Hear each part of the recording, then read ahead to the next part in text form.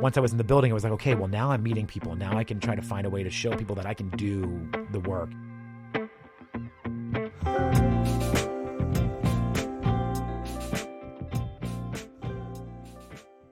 Jeff St. Pierre is part of a WPOC morning team and a proud Baltimore transplant. He's a radio personality, Husky enthusiast and adopter, music superfan, and today's guest. Among many, many things, we discuss his successful career in radio, Baltimore's very serious affinity for drinking booze, Taylor Swift's unbelievable politeness, West Wing, his upcoming wedding, New Kids on the Block, and lots of other disparate topics. But before we got to all that, I elegantly opened this podcast with an embarrassing personal admission, so enjoy. I realized I don't think I've ever actually been on a first date. How does that work? Because I always dated my friends. Oh, okay. All right. That's fair. Yeah. And then when Rob and I started dating, we were already buddies. And then, I don't know, I guess I just... That's kind of interesting. Put out pretty quickly. Doesn't take much effort. No. Yeah, but it just, I was thinking it through and I was like, I thought we went on a date and it wasn't a date. It later turned out. And then otherwise, no, I don't think I've yeah. So I say treat it like a first date. But you're like, I don't even know what a first date is. It's all about. It could be terrible. How was your first date with Amanda? First date with Amanda was okay. It sounds really bad to say it that way. She was living in Ellicott City, and it's one place in this area that I never really explored. I didn't know anybody that lived in that area, so I didn't go there very often. So I kind of tricked her into a first date by saying like, hey, why don't you show me Ellicott City? Like, show me around the cool places. I don't think it was really that slick. I think she was onto my plan. Had you met before? We had met a couple different times before, but that was kind of like the first time we hung out outside of social settings with other people. Ah, clever. So yeah, I thought we were getting drinks. She ordered dinner. I was like, oh, we're doing this. Oh, okay. Did you pay? We're doing dinner. Yes. Okay, yeah, good. I did. Yeah. And then the rest is history. Yeah. That's why I thought my date with Rob wasn't a date. He made me split the cost of fries and a hookah. You went Dutch? Are you kidding? Fries and a hookah. It was like 2005. It was like $13, and he made me split it with him. And I was That's crazy. All right, I guess we're not dating. At least he didn't use a coupon or something. Well, I don't know. Maybe he did. Maybe he did. I don't know. Shady. Well, yeah, I guess the rest is history because you're getting married this year. Yes, December. It's coming up fast. Congratulations. Thank you. Heron Room? Yes, Heron Room. Beautiful. Yep. We're really excited about everything that's kind of coming together for it. Now it's just a little small odds and ends like plant life and, decorations. Like, what are we going to do there? But, Tuck says we already have the color scheme picked out and, the dress she's got. I mean, everything is set except for decor, basically. Okay. Yeah, well, you can figure that out. And exactly what we're going to eat. Like, we know who's making our food and we have a rough idea, but we don't know. I know who's making your food. Yes. Gundalo. Yes, very excited for that. Whenever I say that, that turns some heads too, which I feel very like prideful of. I'm like, yeah, I got them. You're gonna have really good food. I can't wait. It's gonna be great.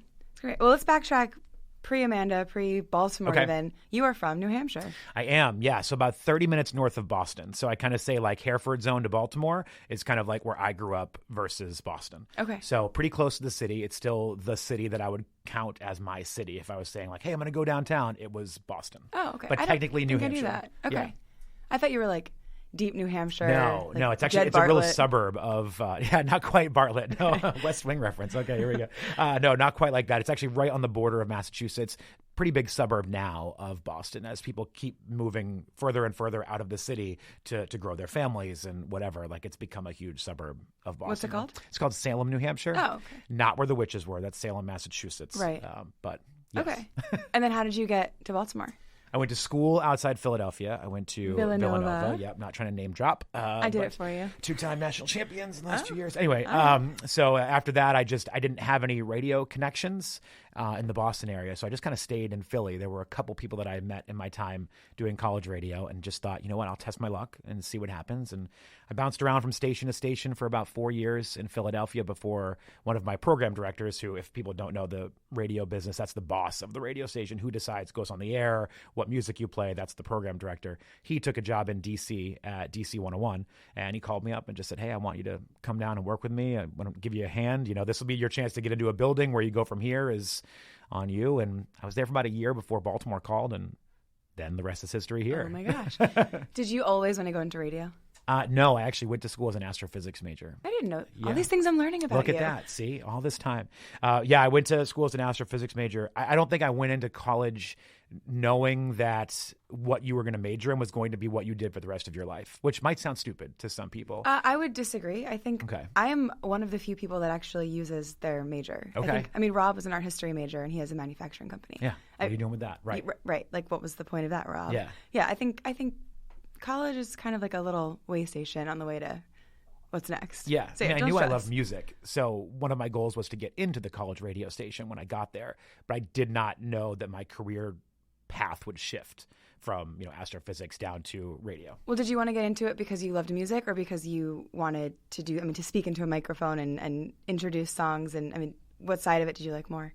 Definitely the music side of things. I always grew up kind of listening to more indie, punk rock, hardcore music. And there was a college radio station near where I grew up that I used to listen to because they played the music I liked. As compared to a commercial radio station, they could play whatever they wanted to. So the bands that I was really into that would never get heard on, an HFS or whatever, that's what they were playing. So I knew when I went to college, I was like, well, I want to play my music for other people on my college radio station. So that's essentially why I started it. But then doing it, I was like, this is a lot of fun. And I get to go to concerts all the time, and I get to talk to artists that I like all the time. This is kind of what I want to try. So I switched to communication. So now I guess I'm technically using my major that turned out to be, but I was not using the one that I started out as. Did you have a good time slot in college? Yeah. I enjoyed it. Yeah, I definitely had a different experience in college. I didn't drink. I've never done any drugs in my entire life. So I had a different experience than I think a lot of other people did in school. I'm not mad about that. I think it opened my eyes to a lot of things. I really embraced Philadelphia when I lived, because the school was just outside, but they actually had a train, essentially like a light rail, that ran right through campus. So I would hop on the train, take it into the city on weekends, catch a show in somebody's basement or whatever it was. And I think a lot of other students didn't do that. I guess like Towson students, like maybe they don't come downtown to Baltimore very often because they've got stuff right there in Towson they can hang out at. They do now. Well, they do Not now. When I went there. I guess that's true. Things have changed a lot over the last few years. Yeah. But yeah, that was just the thought. Like I was like, I want to see what's around me. I want to embrace it and take it all in. Mm-hmm. Did you start drinking when you got to Baltimore? No, I had my first beer the night I graduated college. It was a Rolling Rock, and I've never drank it again ever since. I just can't for whatever reason. Fool you twice. Yeah, right. Just one's enough.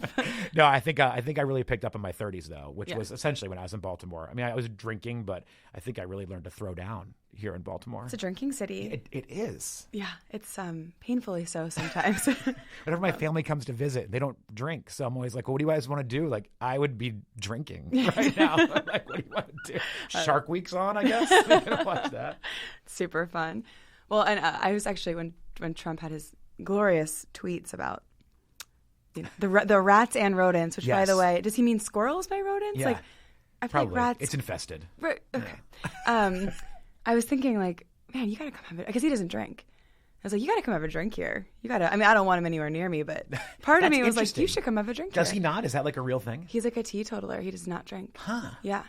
With all the other like unhealthy habits that we've heard about his life, look, I don't know the man, so I don't know what he's doing, but things that we've heard, you would think drinking would be right up there. No, not like Interesting. Like sort of famously not a drinker. Okay. Yeah, when you have so many other vices, I guess you don't need booze. McDonald's French fries. Oh God, and like prostitutes. We've digressed. Yes, we have. Well, I'm glad that you drink in Baltimore because it's been fun to drink with you for this past decade that I've known you. We've had some good times. We've had some good most times. of which I remember. Yeah, most of them. Most of them. Yeah. It's fine. New Kids on the Block. New Kids on the Block. First reunion tour. Was that 2011? No, that was 2000. I think it might have been 2009. Maybe. No. When did we start hanging out? Because it was Before early on. Because our mutual friend Lauren was literally the first person I met in Baltimore, and she kind of adopted me. So it must have been fairly early on. And what? Yeah, would have been. It might have been 11. No, I don't know. I can't even. I'll look it up on Facebook later. Yeah, I'll figure it out. That doesn't. No one listening to this cares, but I'll figure it out. I'll report back to everyone listening. If they're still right listening, now. Yeah. That was a fun night, though.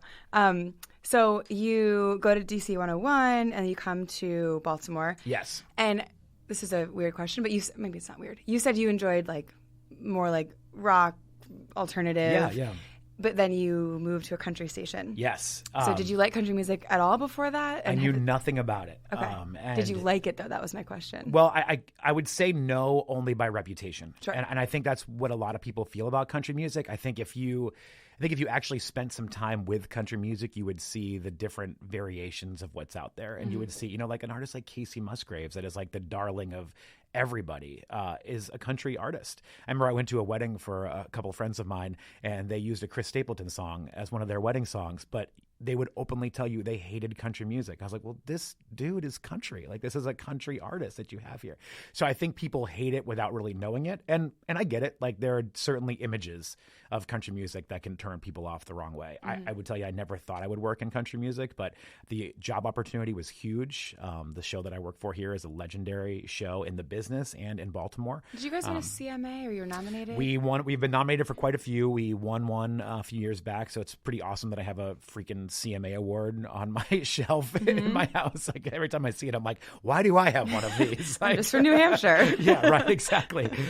So there's been a lot of really amazing things that I'm glad that I didn't say no. I was worried about it at first. I'm like, I don't know, country, like, that's not my thing, but it's been a really great thing. Did any of the listeners know or care that you weren't coming from a country background? I don't know if I can say I don't think they knew, but I don't know if they cared. I mean, I think it's more of a thing, like, they want to welcome you into their family. It is very much a family lifestyle. Like, if you, I don't know, like I can't tell you how many people like tried to set me up with their daughters like right away because they heard I was single. And when I was getting like prom photos, and I'm like, I think you don't understand how old I am right now. Like, I'm not looking for an 18-year-old or prison time. Or prison time, exactly. So I feel like they wanted to welcome you in. They wanted to be a part of you. They wanted to be a part of your life. So I don't know if they cared so much what else I listened to on the outside. I'm sure there are opinions that I have that maybe they don't share, and vice versa.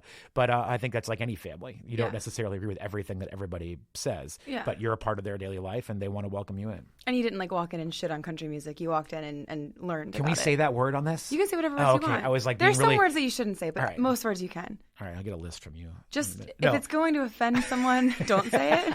If it's just a curse word, I was say waiting for one to happen so I knew if I could say it. I was afraid if I should ask. You know me well enough. Come on. Okay, all right, good to know. That's good. Yeah. No, I didn't, and I think there were definitely moments I didn't know what I was talking about, and people would correct me, and you learn and you move on. But it's great. I mean, even the country artists themselves are much more open to people in radio and their fans than artists in other genres. I mean, I've gone to many different shows of different genres and been able to, lucky enough to meet and interview different artists. And the country people, it's like you walk in, like it treats me like his brother. Like Jason Aldean will sit down with me and pour me a beer and be like, "Hey, how's it going? How's life?" And I'm like, why are we? Oh, sure, I'll drink with you. Okay. But it's a different attitude in the country music world. And I really appreciate like a gratefulness. Yeah. Like I think it just feels like we're all in this together kind of thing, So you might have this image of what country artists are and what that world is like. And it's not necessarily like that for everybody. Some maybe, but not everybody. Yeah. Can you say who was actually, before I say that, I remember a story from years ago when Taylor Swift, you guys were backstage with her, I think. Been lucky enough to meet her a couple times, yeah. But she wrote everyone thank you notes? Yes, I have a couple of those. Crazy. One of them I can't put out because my ex-girlfriend's name is in it, and I feel awkward about that. It's like my sister and my ex-girlfriend. I'm like, I can't use this anymore. No, she did. She actually kind of changed the game, and not to get off topic, but what she was doing when she first hit the road for her major tour was 2000.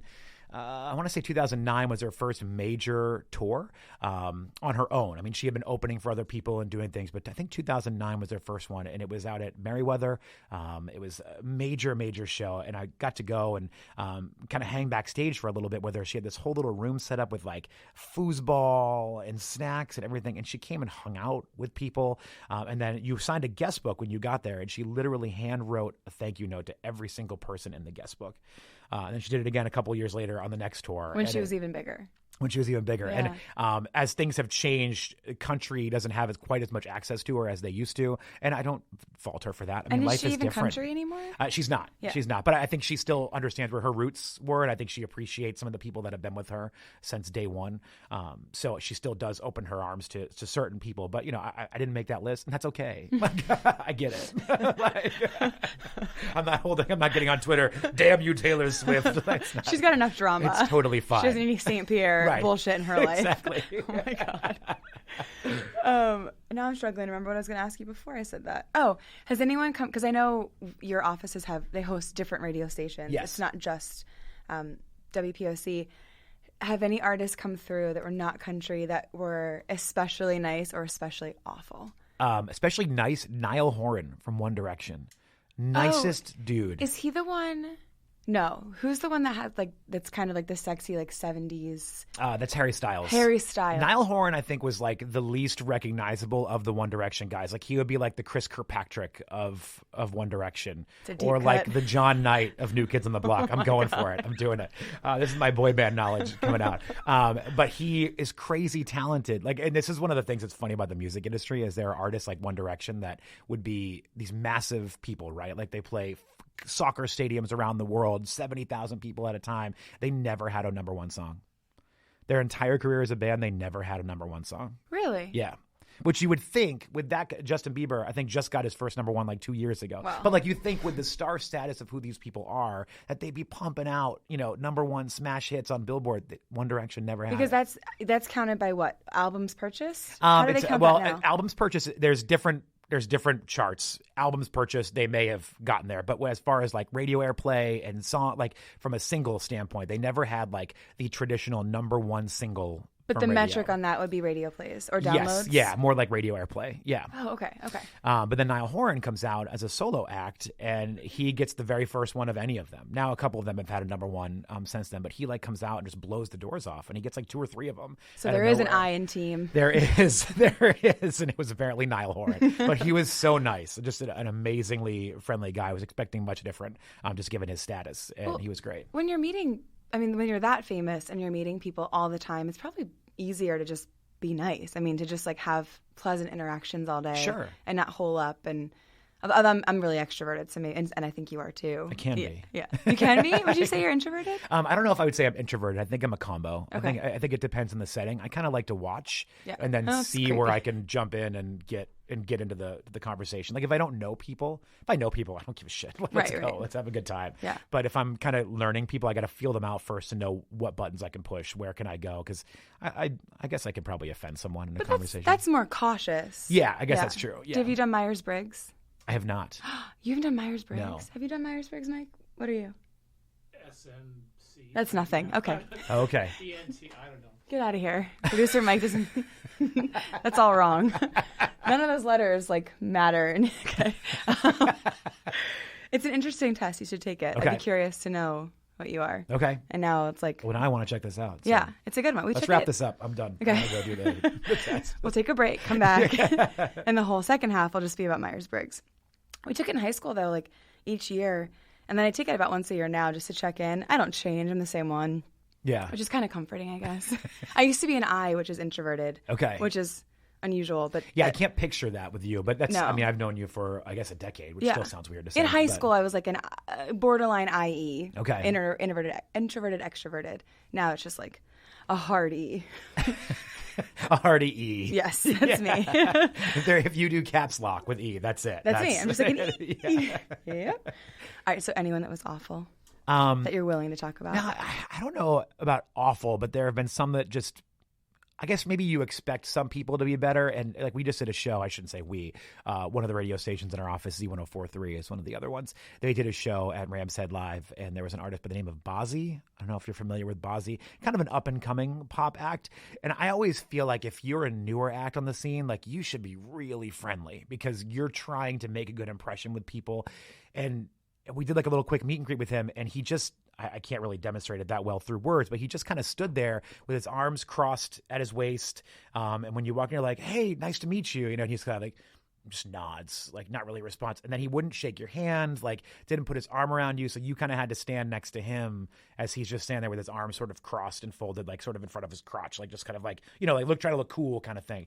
And I was like, all right, That's weird. Most people here don't really know much about you, but hey, that's cool. You do you. I don't. So Yeah. So I can't say he's a bad person. I can say in barring that any setting, it mental stuff, yeah, sure, that's weird.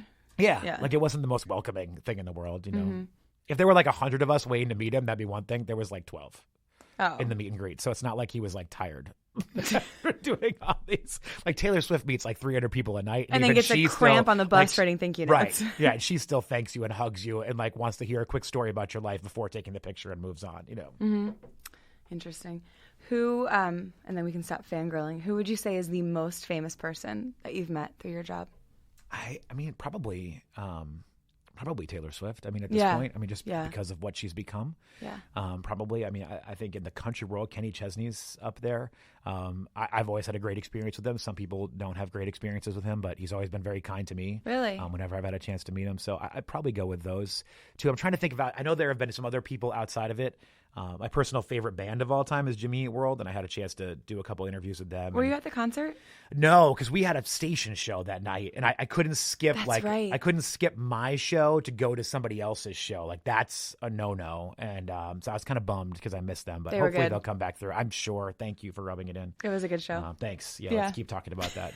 My dog passed away when I was like 12. Do you want to talk about that? Yeah, let's bring it up. Too? Okay. What was his or her name? We're not doing this, no. Megan. Okay, sorry. All right, moving on. So how has Baltimore treated you? I mean, you've been here like most of your adult life, right?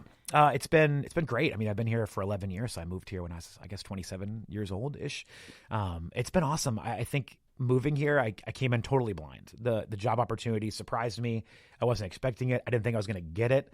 So when everything happened, it happened so fast that I just kind of drove up here and started working, and then Craigslisted a place to live with some other people, which was fine. I lived on Baltimore Street, sort of like if you're looking at Patterson Park, like northeast, which at the time, we're talking 2008. Did I meet you then? I feel like I was at that. It was a row home. Yeah, it was a row home. Yeah. I feel like we met while I was still living in the city. Yeah. And it wasn't until I moved out of the city that things kind of changed. Because you moved to Hunt Valley from there? Yes, I moved to Hunt Valley. Then we would have had to so we definitely met early on. Okay. So at the time, like it wasn't a bad area, but it was still a transitioning area. And that was when the market crashed too. So there were a lot of like older 20-somethings, younger 30-somethings that had bought homes. And I mean, within the first 3 or 4 months of me living there, it was just for sale sign, for sale sign, for sale sign, for sale sign, all up and down that area. It was kind of depressing, actually, because you could just, that was like the visible hardships. The whole country was. Yeah, I mean, everybody, like, and I guess I just didn't, I know the whole country dealt with it, but seeing it right there on the street that I was living on was crazy.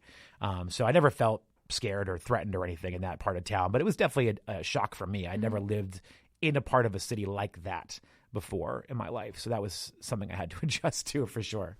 So you left Patterson Park, you've lived in the county, but you're back in the city, not downtown again, but in the city limits. Yeah, so I bounced around the county a bit, Hunt Valley, Owings Mills, Pikesville, and Towson in there at some point too. I've moved around a lot. Yay, relationships. And then now I'm in the city limits, so kind of near Towson, like North Baltimore. I live off of York Road, basically, up that area. So it's awesome. It's beautiful. It's beautiful. There. Well, as you know, half my family lives in your neighborhood. Yeah, I know. That's really funny. I bumped into your brother walking my dog one day, and then found out your cousin lives there, and I think your sister's like temporarily living in that area or something too. It's wild. Yeah, you're always around the eyes and I've got the clan. I'm sorry. That's okay. There are a lot of us. But it is a great spot because it's, you're close to downtown, but it's there's a suburban feel in a good way, not in a planned community way, but in there are trees and grass and lawns and the neighbors give a shit about each other, which I think is great. Like moving in and people like actually wanted to stop and say hi and chat. I mean, nobody helped me bring the couch inside, but they all wanted to say hi and meet who the new neighbor was. Did I ever tell you that story about how your mom cockblocked me at Wegmans? I don't know the story. I know that you lived with her for a bit. Yes, so I lived with your mom. Non-sexually. Exactly. Yeah, she was renting out her basement, and she was looking for a tenant. I was looking for a place to live. It all just kind of worked together. But we went grocery shopping one day, and I would never – I'm not the kind of person that gets hit on, like, openly in places. And that's not me trying to, like, downplay myself. It just doesn't happen. So we're looking – because you're just into prom queens. Exactly. That's it. So we're looking at tomatoes, and I pick up like tomatoes or something. I don't know. And this woman walks up next to me. I say woman, she was probably in her mid 30s at the time. I was like 28, 29. So this still makes her a woman though. Yeah, it does. If I still feel like when I say woman, I'm talking like someone way older than I am. So I'm not talking about someone who's like 65. You're older than you think, baby. Right. Yeah. So she picks up something off the vegetable tray and she's like, how do you know if these are ripe? And she like asks a couple questions. I'm like, this lady's totally hitting on me and she's attractive. I was like, I'm going to roll with this. And then your mom comes out of nowhere with like 6 vine ripened tomatoes and jams them between my face and hers and is like, hey, did you see these are on sale? And I was like, thanks, Rebecca. Thank you for that. And as this is happening, the woman like walks away and I'm like, no, come back. Well, the problem here is my mother's It's also just my roommate.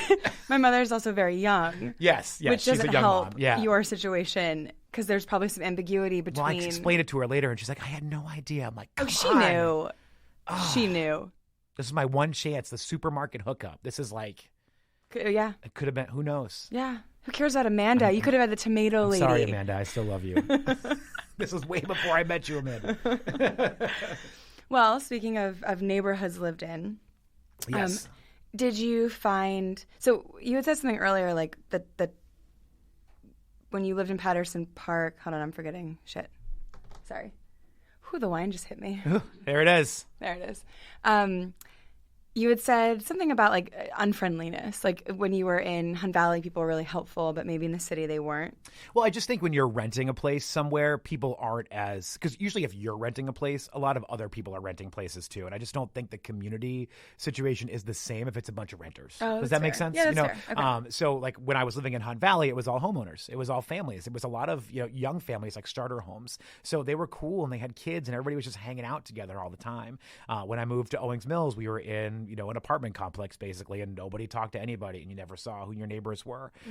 Even in Pikesville, we rented the second floor of a 2-floor house, and the guy below us was renting too, and we would interact when we had to interact, but it wasn't like we were having dinner with each other all the time. We lived, my fiance now and I lived there for 2 years, and when we were getting ready to move out, the neighbor across the street was like, "Oh, you just moved in?" I was like, "Yes, 2 years ago."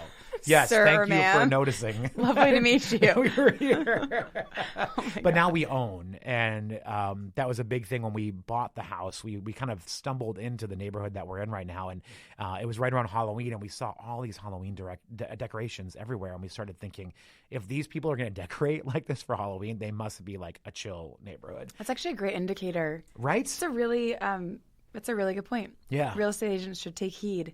Right? I thought it was like the perfect thing. So we ended up buying the house, and it's been awesome. Like the neighborhood is just really phenomenal people. Yeah. Mm-hmm.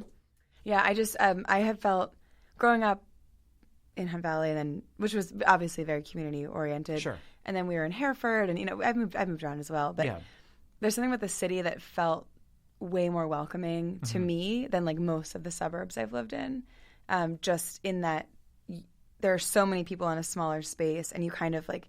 You see each other more, and people just seem like more outgoing and helpful to each other. I think in your situation where you live and operate primarily in the city, there's a lot of people like you and a lot of people doing the same thing that you're doing. Sure. And when I was living by Patterson Park, I was brand new to Baltimore and didn't know a lot of people and was still feeling out how do you interact in a city? How do you go about doing the things? But, you might walk to the grocery store to get something you need to make dinner. Where I was living, I didn't have that grocery store that I could walk to. There was the market across the street with the bars over the windows, which was great for getting Cheetos, but it wasn't the place you go to get chicken for dinner. Absolutely. So I think there are different places that you can live where you might feel that sense of community a little bit differently. And maybe where you live, I think I can totally understand why you would get that. And that's not bashing anybody else. I just think different places have different, amenities that make it more of a community-based location. Sure. And I think your rental point is really valid. Like I live in Mount Vernon, which is like a really good mix of renters and homeowners. Sure.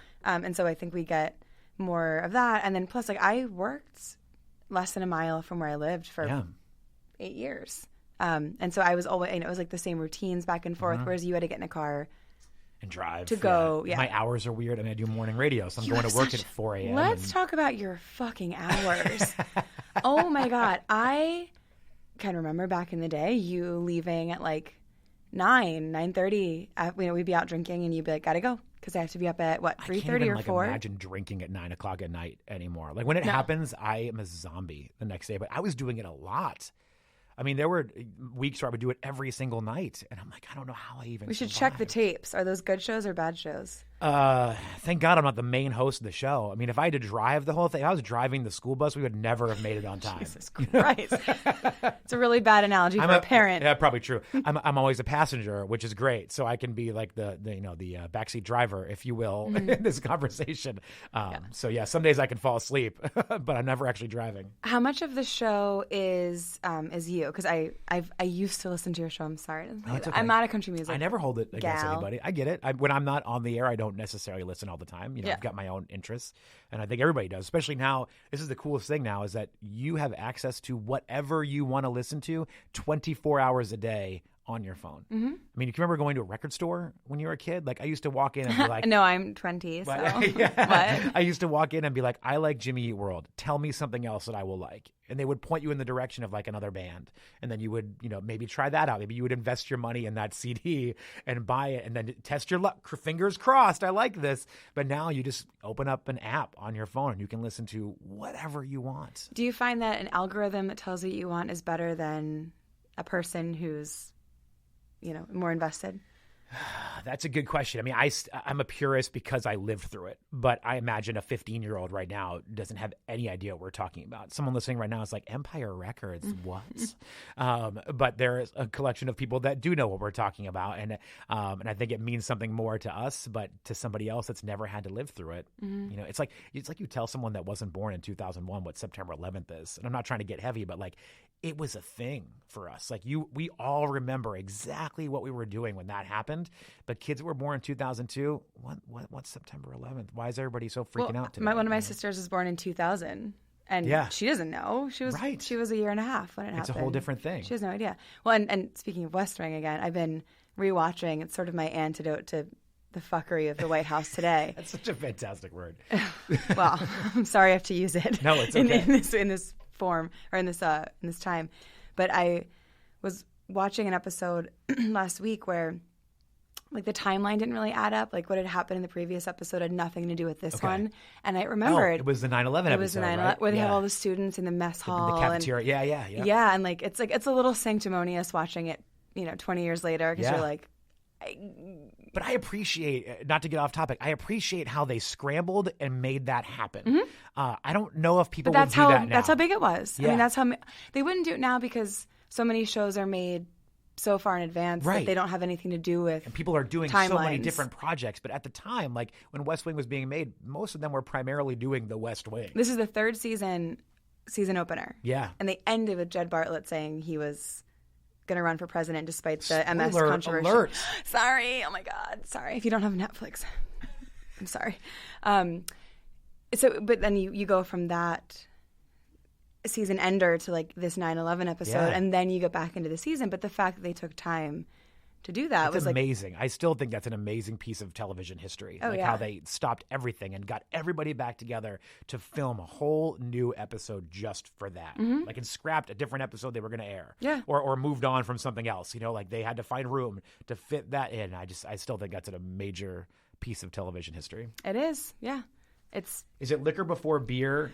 You're in the clear? You're or is going it back beer? and forth. Well, that's what I'm trying to figure out. Where does wine fall into this? You can do... Is wine considered liquor in this equation? It's like beer before liquor, never been sicker. Liquor before beer, you're in the clear. Is that how that goes? But I think if you're mixing genres, as you are, you have two straws and one... They're just both in your mouth. You're just sort of drinking them at the same time. You're a wild man. I'm crazy. Mm-hmm. So the question I was going to ask before, it's okay. As I host a podcast and I'm always asking questions, you're in a similar position where you are either interviewing people or you're playing off of. There's 3 people that host. They're on the morning show. There's 2 others on the show with me, so there's 3 of us total. 3 people. Yeah. On the show. Sorry, I thought you were saying 3 others. I thought that's what you were trying. Did I say 3 others? Blame it on. We'll check the tapes later. Alcohol. I know. I'm feeling it. You're welcome. Damn it! Now I lost my train of thought again, Jeff. I'm sorry. This is what I do. I'm sorry. Yeah. So, first of all, what is it like being on the other side of it? And my second question is, how do you play in that playground? Like, how do you know the amount of time to take up? Do you feel like you talk too much sometimes on the show? Do you wish you spoken up a little more? Like, how do you balance that? Okay, so two-part question. Part A, it is so weird to be on this side of the microphone. I don't think I've ever been interviewed for something. Cheers. Like, I'm always doing this. So thank you for having me in here. CMA award winner, Jeff St. Pierre, guys. Stop it. That and $1 might get you a soda. But part two of that, I think you have to feel out who you're with.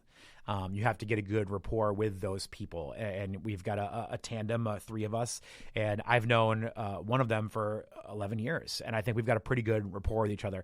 The newest member of the team has been there for about a year and a half. And I still think there's some hiccups here and there. But again, it's natural. And there's going to be things that I'm more passionate about that neither one of them are interested in. So I may speak up and go a little bit further and vice versa. So I think you just kind of have to feel it out. And we thankfully are really good at reacting to visual cues. So what listeners can't see because we're not a visual medium, I might raise my hand like in the studio to let somebody else know like, oh, I got something to say. And you wouldn't see that as a listener, but it helps us out a lot to know like, okay, we're not done yet. This person still has something else to say, Sure. So you just got to feel them out and kind of get some practice with them. Does the live part, is that very daunting? I mean, have there ever been moments where have you ever cursed on air? Have you ever? Thankfully, God, I don't want to answer this question. Okay, don't answer it. Do we have wood? Holy shit, you've never? I have not. Like I've had this is like particle board. Just there we go. IKEA, baby. I've had a slip of the tongue where I wasn't trying to curse, but like the word that comes out of your mouth starts to sound like it, just because whatever, we stutter. And what word is it? I'm trying to blank right now, but I remember the moment everyone looked at me like, but like it wasn't the intention. It wasn't like, God, this person is full of shit. It wasn't like that. It was just kind of like the word shit started to come out of my mouth while talking about a ship coming downtown or something. Sure. Like it just happened, and everyone's like, "Oh, careful." Is there a delay?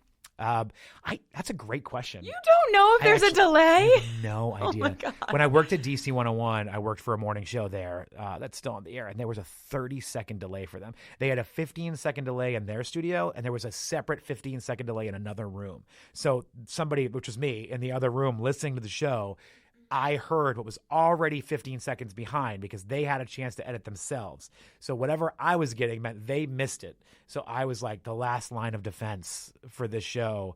And there were a few times where you're like, how did you miss this? So was that your job at DC 101? Yes. Yeah. That's what kind of got me. That's why my boss, if we go back a little bit, my boss said, I'm getting you in the building.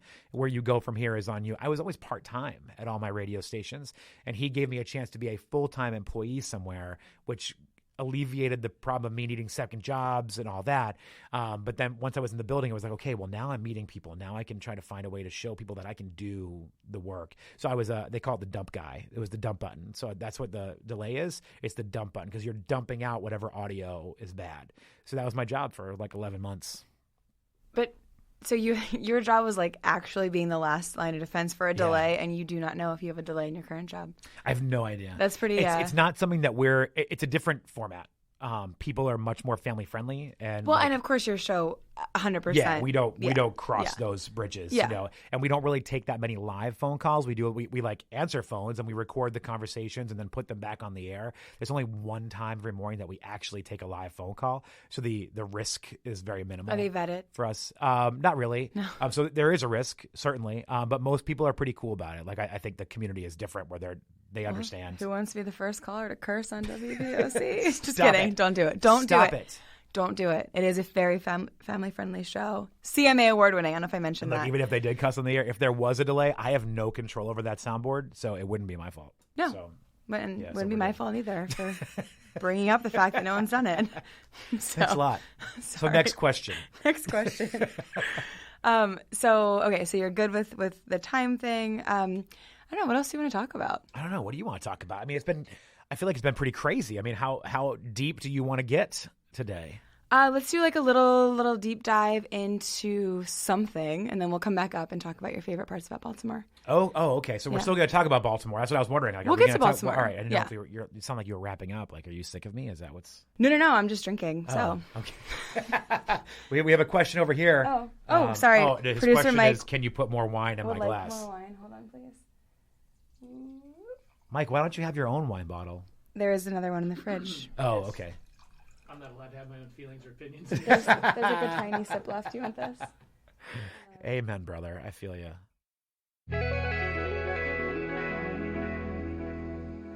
I mean, how do you feel like the community is around something that's alive and dependable and every morning and like part of someone's commute? Whereas what I do can be either ignored or chosen at will. I think the key word that you just said helps describe it perfectly, and that's community. And I think that's the biggest reason why terrestrial radio, aside from the fact that it's free and you don't have to pay for it necessarily. What is terrestrial radio? Terrestrial radio, real radio. Like you get in your car and you turn on the radio. That's terrestrial radio.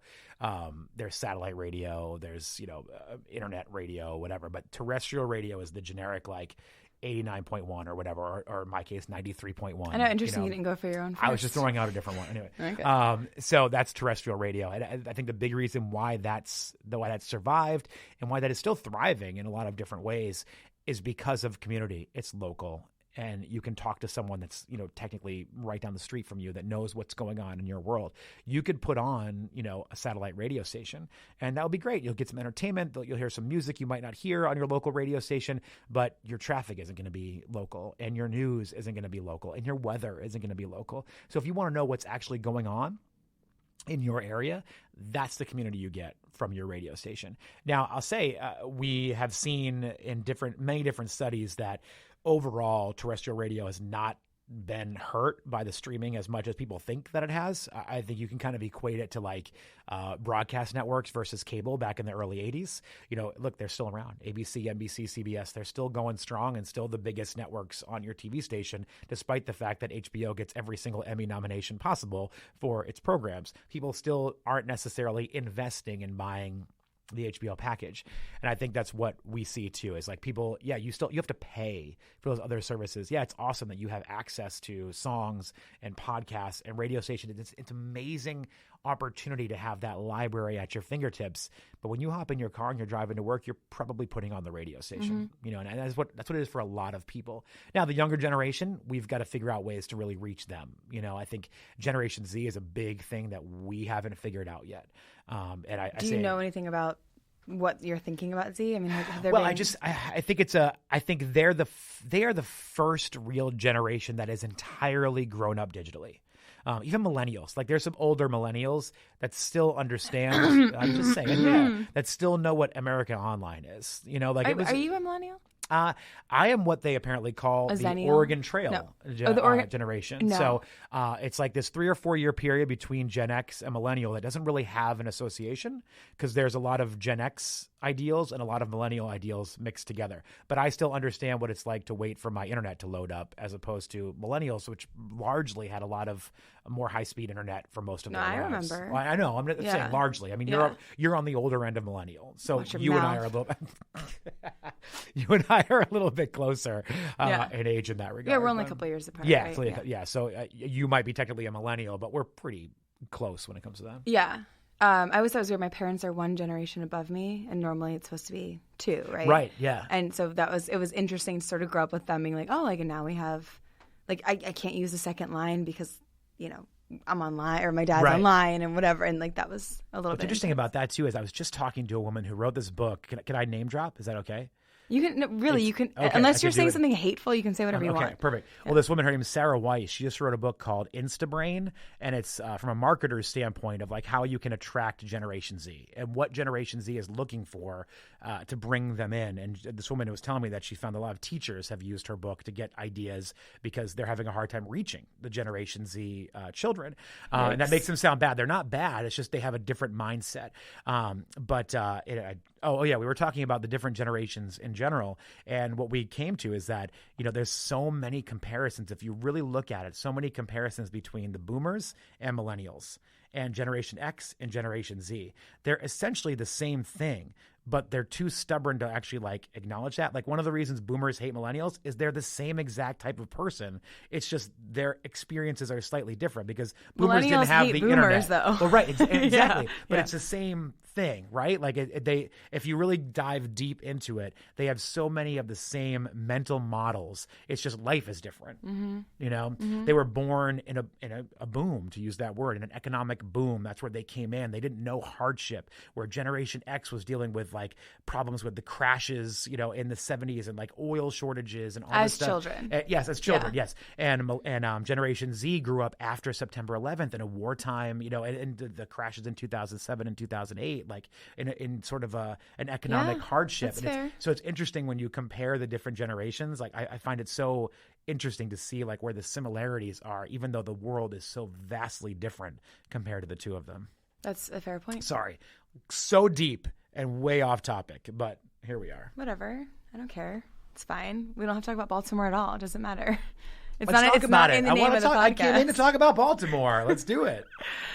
All right. How much so more of this wine do I? Is no one else drinking this wine? I'll drink. I'll move on. Mike's had almost all of my wine, so I'll move to. And he's the one editing this? Well, not tonight. Oh, okay. She'll do it when she's ready. Back off. What is that? It's Malbec? It's a Malbec. All right. I'll pop into that in a second. Let me just get through this. I don't have my kids. I felt pressure so. to finish it. Like, You don't have to finish the whole bottle while you sit in here. oh, thank God. It's also very hot in here. Very hot. I think we should mention that. I wish I had brought a second shirt. Like, I feel embarrassed. You shouldn't feel Like, embarrassed. I hope you guys are okay with all of this. Yeah. I do have one in my car, I think, actually. A full confession, I'm wearing my bathing suit top under my shirt just for reasons that don't concern Full anyone confession, listening. I am not. And there's like a tiny part of me that's like, well, it's like we're at the pool. I'm just, It covers the same stuff. It's fine. Let's go oh ahead. my God. It is very hot in here. It is warm. Yeah. Sorry. These lights are oppressive. We can turn them off. No, I understand why you have them, but it's intense. Yeah, all right. So Baltimore. Yeah. Well, we'll dive into we always ask 5 questions at the end about your favorite places in the city. But as a Boston kid, which I guess I never thought of you as, but I'm learning you were. So whatever. I love that journey for you. How is Baltimore different from Boston, and how? I know you've mentioned that you like it here, but how are those cities different in your opinion, and why do you stay aside of your contract? Well, yeah, besides that, I think one of the coolest things about Baltimore, so I left home near Boston when I was 18 years old to go to college. So I wasn't old enough to really experience everything that the city had to offer.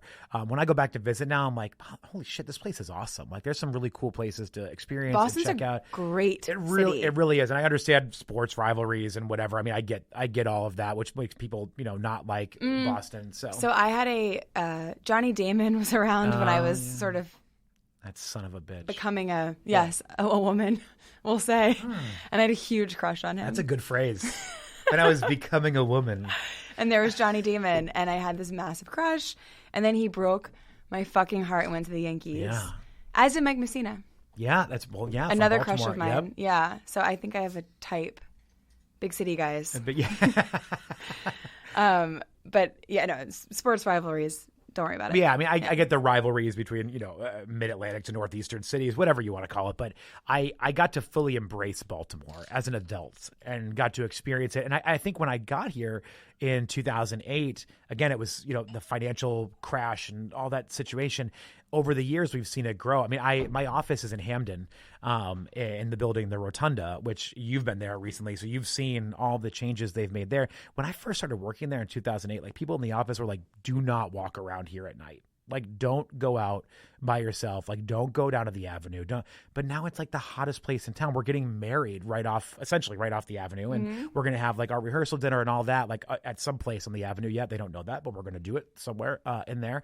And 10 years ago, we never would have thought about that. Even in the movie Step Up, Channing Tatum says to Jenna Dewan at some point, she talks about where he grows up, and he's like, obviously, you've never been to Hamden. Like, it's some destitute world that It you wasn't don't that exist. bad And then. it wasn't even that bad then. Oh my God. But that's that is a whitewashed it really story is. if I've ever heard one. I completely agree. But we've seen the change Yeah. in Baltimore in the last decade. A lot of things have changed. And this city has gone from, I don't even know what I would call it then because I wasn't here long enough to get a good, accurate description.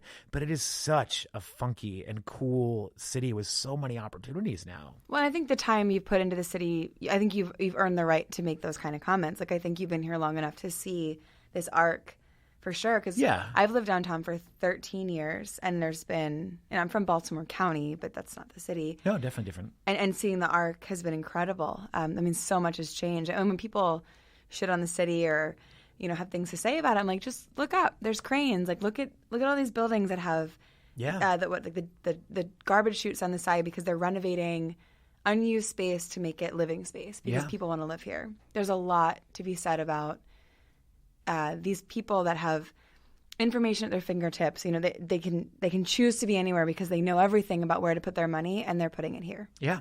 And I think it's a challenge too, because we base everything off of hard facts, and a hard fact is home ownership.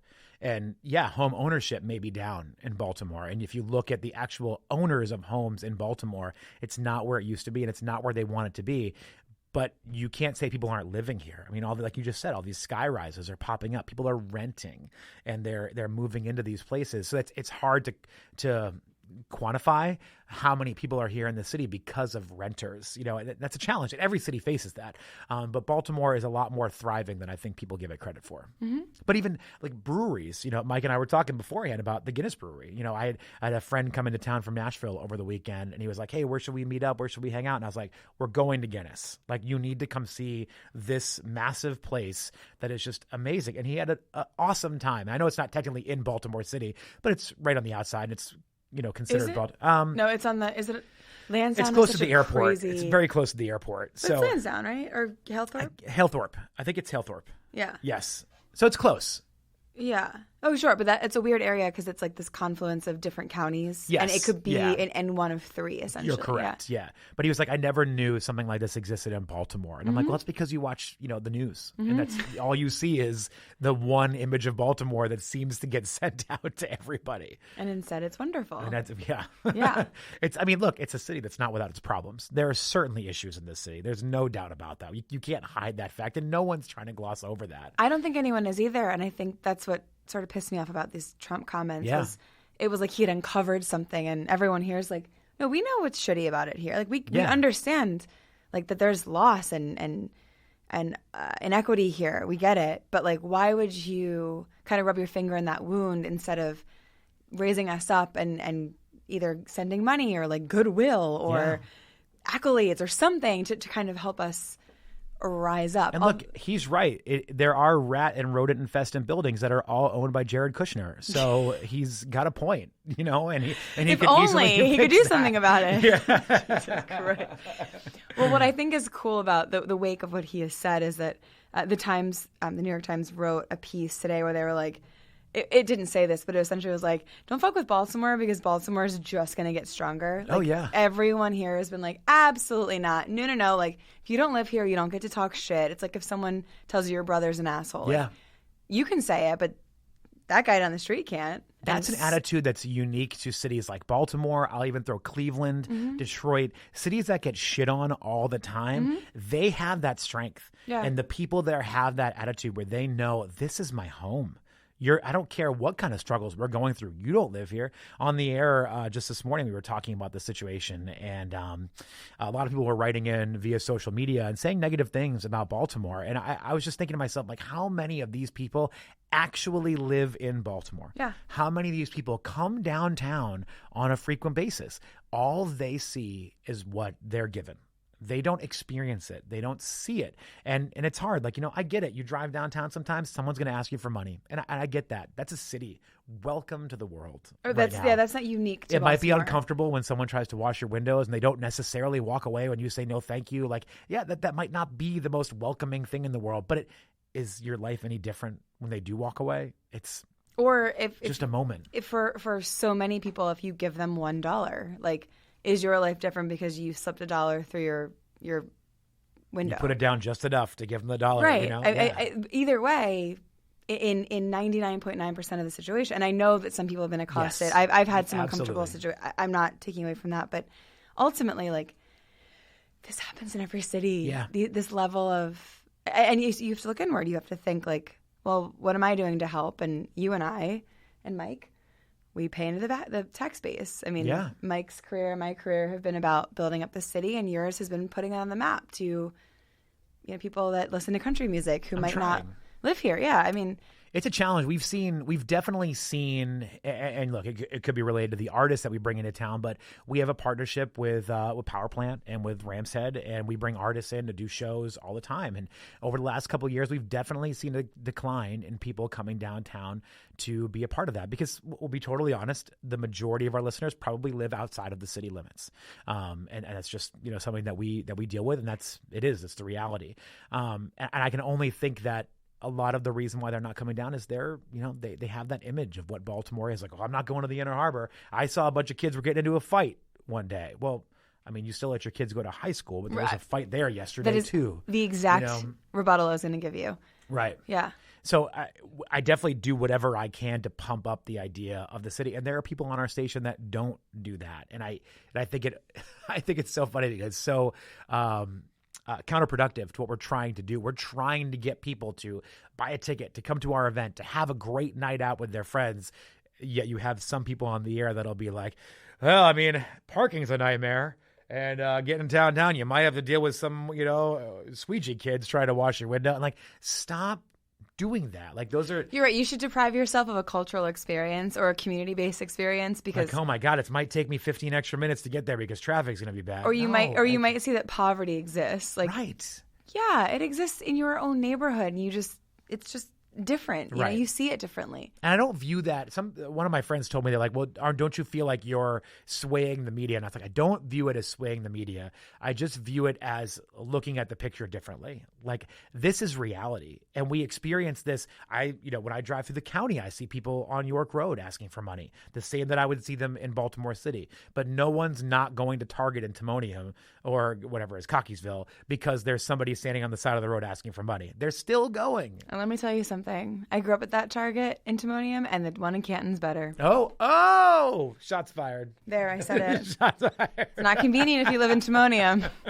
But when you tag the city into something, it immediately turns into something bigger, and that's a shame. It really is a shame. Mm-hmm. And again, as we've both said, there are problems in the city that we're trying to figure out how to fix and trying to change, but it's still an amazing place. Turning your back on it is never going to help. Right. Come Pretending down it doesn't exist. Yeah, but put your money in, put your presence in. Be a safe advocate. Be someone that's down here experiencing and buying things and looking around and just be a positive presence. Don't just sit on Twitter on your toilet in Hereford being like, wow.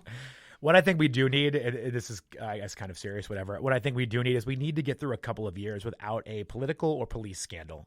And I don't know what you're talking about. But I do think if we can make it through a couple of years with just God's honest people in those roles, I think the perception changes, because I think there's a lot of problems in Baltimore City. But when you have people at the top that are getting into trouble too, it's viewed as there's no way out. Sure. Things are never going to change. So if we can get through the next couple of years with these folks that we have running things and no scandals, no anything, I think the perception will change a lot, because at least it will look like, hey, we've got these people that have their heads on straight and are doing what they can to change it. Is this your soft announcement for candidacy? Oh, no. No? Oh, God, no. I've toyed with that idea occasionally. My fiance is like, you better not. Not a chance. I don't know what role or whatever I would run for, but I don't know. I just feel passionate about some things. And I think sometimes maybe that's down the line, but I have absolutely no plans You're whatsoever. a likable guy. Maybe. Yeah. We'll see. I think that's half of it. I don't think you're a bad person. I'm worried about the scandals that are going to come out. There'll be some expose that will come out. Your tomato lady will emerge from I tried to hit on him, and he didn't even come after me. Well, as we're on the topic, let's talk about your favorite places in Baltimore. So I have not written down my typical 5 questions. Oh, okay. You would think after 90, I think I've done 90. Did you mail it in because you're like, I know him? Phone it in. Phone mail it sorry, in. Mail it Is in. mail it in worse? I'm sorry. Because phoning it in is not giving a fuck, but mailing it in is you're like, I'm really not going to I don't send even. this letter. It's thoughtful. Mailing it in is thoughtful. No, I just I have my son's. That literally is an empty blank notepad. You came in here so proud of yourself, and you pulled it out with your pen, and then you opened it up, and there's a little note that says hat and some scribbles like a child, and then there's blank pages everywhere else. There's nothing. Yeah, Lou chose red the day that I stole his notebook. Yeah. And I really did not write anything. I've actually been looking at it this entire time, like waiting for something to magically show up, like a Harry Potter pen is going to like unveil itself. But no, there's nothing. We can't bring up Harry Potter. Map. You and I, after this many drinks, I solemnly swear I am up to no good. Cannot talk about Harry Potter because this will never end. Maybe that's another podcast. Yeah, maybe. Yeah. God, I wish you hadn't even brought it up because now I want to talk about Harry Potter. Okay. Forget it. Just forget it. So my first question is, I'm going to write it down. Where's your favorite place to go to dinner in the city? Favorite place to go to dinner? That is actually a really good question. I think, honestly, Thank you. I just wrote it down. No, I mean, but it's funny because we eat out a lot because we're really fucking lazy. Mm-hmm. So I think, honestly, probably Belvedere Square. My fiance loves edgy ramen. And I will find whatever from any of the other stands. They're all fantastic. So I'm not a big ramen person myself. So I will just go and grab pizza or a sandwich or whatever from anywhere else that's there. But I think probably Belvedere Square overall. That's a good one.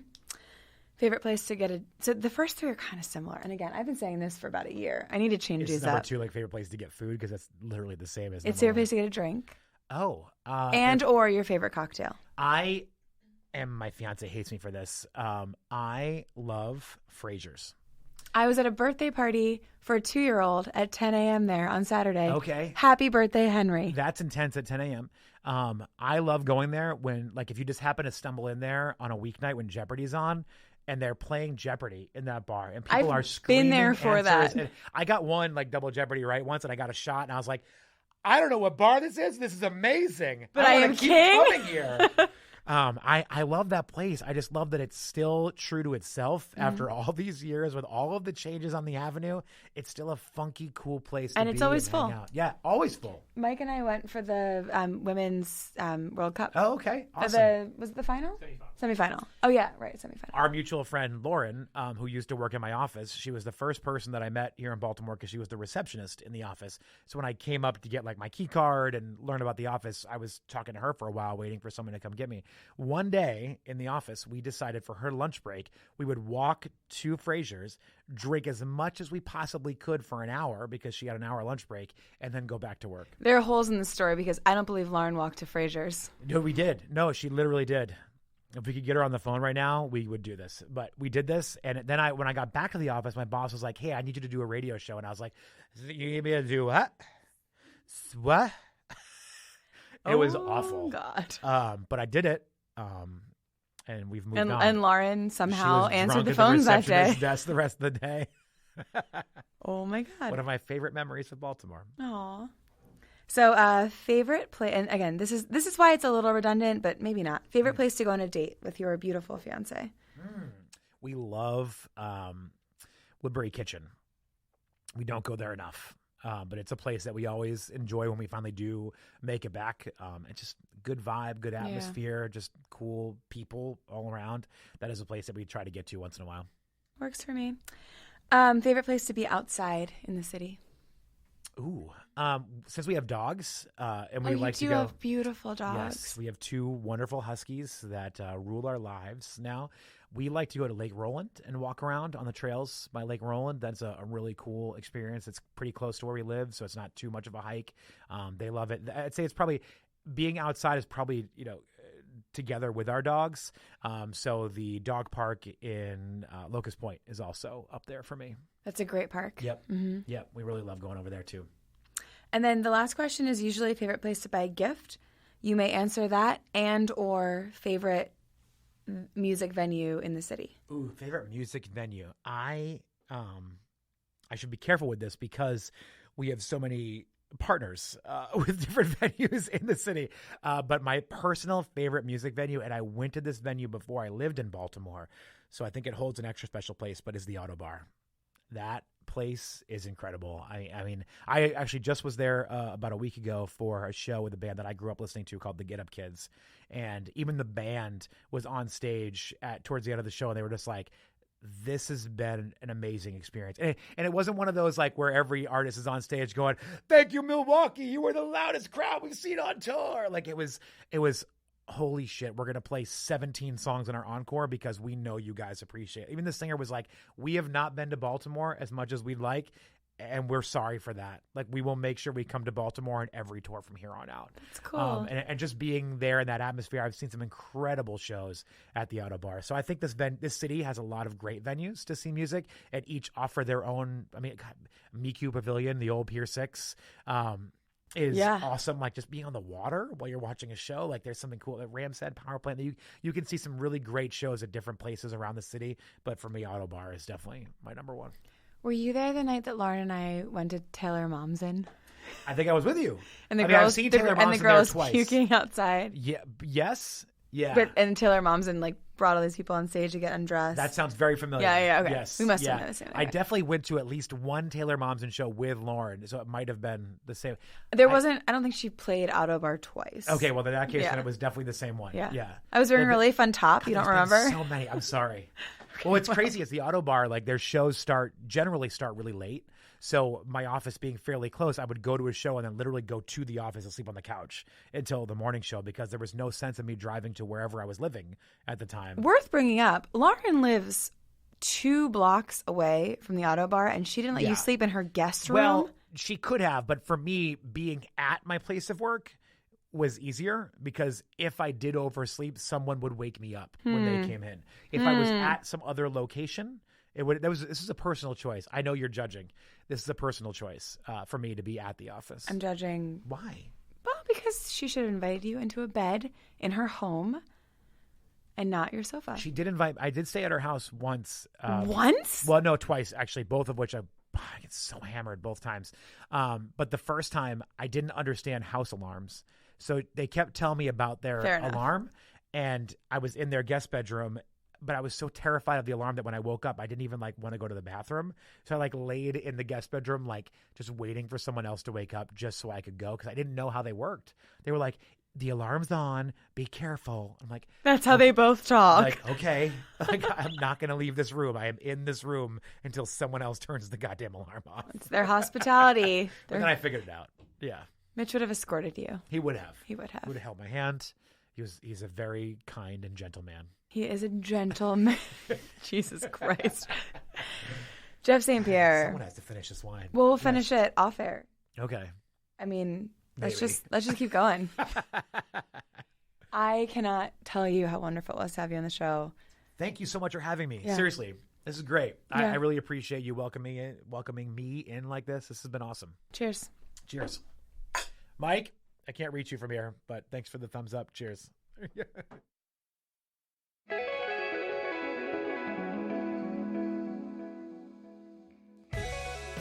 Thank you, Jeff. You can find Jeff on Instagram at St. Pierre on Air. How adorable is that handle? Or if you're up extremely early, you can find him on WPOC, which is 93.1, I believe from 5 a.m. to 10 a.m., which are terrible hours. But if you're up, he's there for you. For past Hey Baltimore episodes and info about everything happening downtown, go to our website, godowntownbaltimore.com. Hey Baltimore is edited and produced by Mike Evitz and made possible by Downtown Partnership. Our theme music is by Super City, and I'm your host, Megan Eisenach. Thanks for listening.